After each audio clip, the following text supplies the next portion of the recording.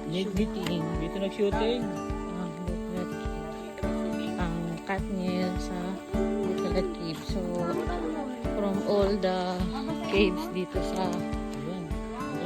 Camotes, dito sila nag-shooting. Kasi mas pinili daw nila. Kasi sabi nga, daw, mas malawak,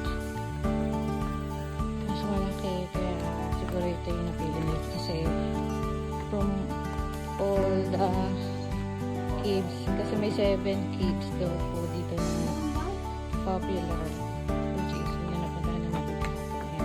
Ito na yung last cave na napuntahan namin. Medyo malayo siya from our place kasi nasa Poro siya. Bukalat niya Poro, Camotes.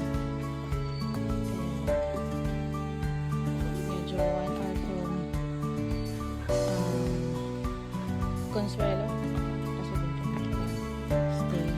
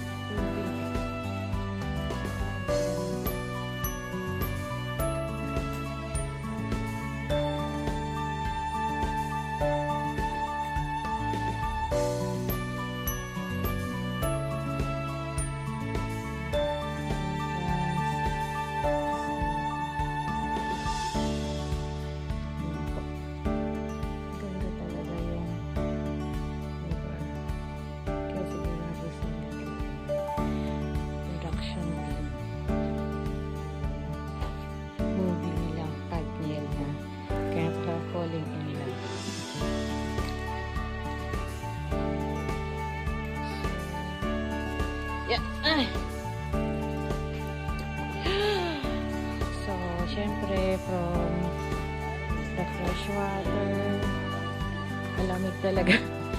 Malamig siya. Guys.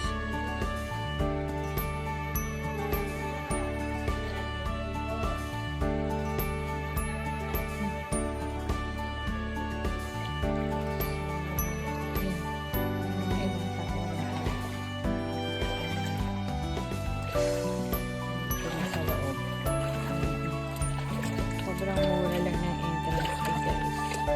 50 pesos makakapasok ka na dito sa Bukalat Cave. So, ma-enjoy mo yung scenery. Tsaka maganda siya kasi mataas. Mataas na yung pinakasiling niya. So, talagang parang nasa isang malaking kuweba na pwede kang lumongoy-lumongoy. Ang ganda-ganda ng kanilang parang yung ceiling niya ang taas. So, maganda talaga yung pictures. Kaya sa mga nagbabalak pumunta ng Camotes Island, make sure na puntahan niyo po itong Bukalat Cave.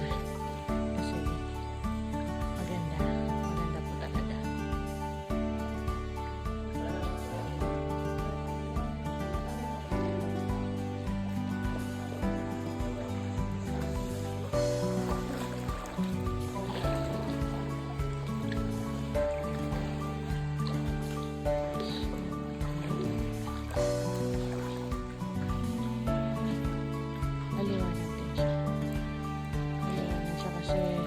Open yung roof. Open sa taas.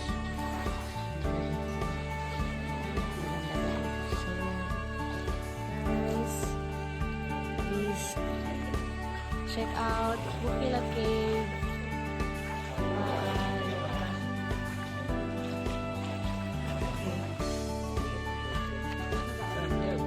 Can't Help Falling in Love. So, nandito kami ngayon sa Bukila Cave kung saan nag-shooting dati ang Katniss sa kanilang movie na Can't Help Falling in Love.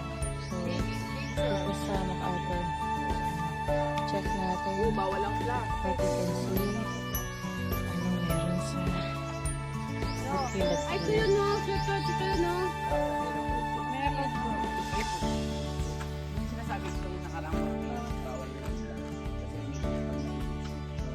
Ayun, nakakita ulit kami ng Miracle Falls.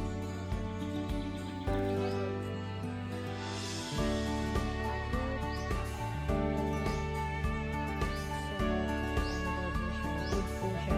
Magpapagaling ba? Bawal daw.